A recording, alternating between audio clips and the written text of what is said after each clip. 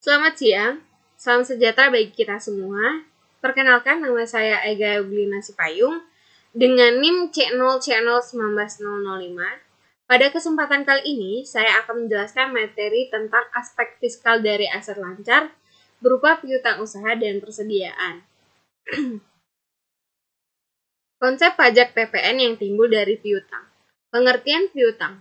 Piutang adalah uang yang dipinjamkan atau yang dapat ditagih dari seseorang atau tagihan uang perusahaan kepada para pelanggan yang diharapkan akan dilunasi dalam waktu paling lama 1 tahun sejak tanggal keluarnya tagihan. Pengertian PPN. Pajak pertambahan nilai adalah pajak yang dipungut atau dipotong oleh pengusaha kena pajak atau PKP yang berkaitan dengan transaksi penyerahan atau penjualan atau pembelian atau transaksi lainnya, barang atau jasa kena pajak di dalam daerah pabean yang dilakukan oleh wajib pajak badan maupun orang pribadi. PPN disebut Value Added Tax atau VAT atau Goods and Service Tax atau GST.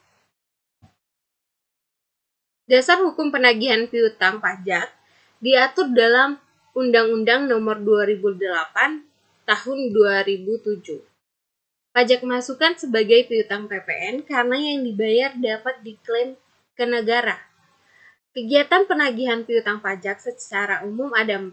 Yang pertama ada surat teguran, yang kedua surat paksa, yang ketiga surat perintah melaksanakan penyitaan, yang keempat lelang. Perlakuan pajak pada piutang tak tertagih. Pembebanan piutang tak tertagih dalam laporan laba rugi perusahaan diperbolehkan baik secara akuntansi maupun secara fiskal.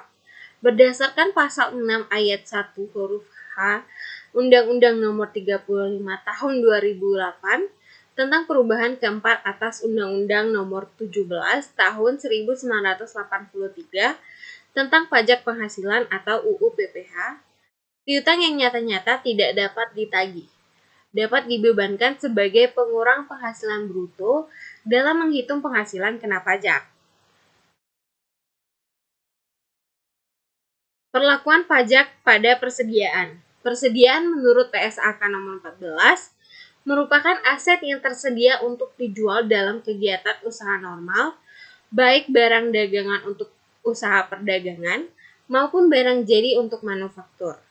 Berada dalam proses produksi atau barang dalam proses manufaktur dan pekerjaan dalam proses untuk kontraktor, dan dalam bentuk bahan baku atau perlengkapan atau bahan pembantu untuk digunakan dalam proses produksi atau pemberian jasa.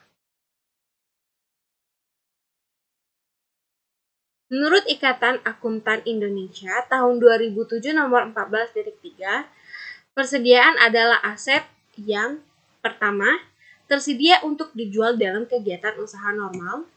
Yang kedua, dalam proses produksi dan atau dalam perjalanan. Yang ketiga, dalam bentuk bahan atau perlengkapan atau supplies untuk digunakan dalam proses produksi atau pemberian jasa. Jenis-jenis persediaan terdapat 5 buah. Yang pertama, persediaan bahan baku atau raw material stock. Yang kedua ada persediaan bagian produk atau purchase part.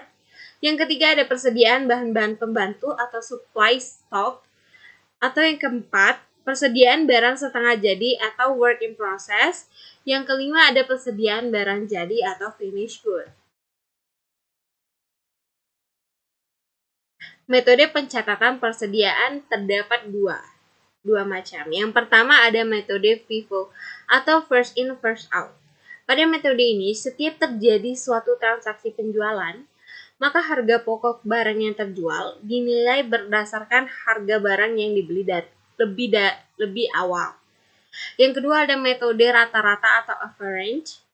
Metode ini nilai rata-rata barang yang masih ada diperoleh dengan jalan membagi jumlah nilai persediaan barang yang masih ada dengan jumlah satuan barang yang bersangkutan.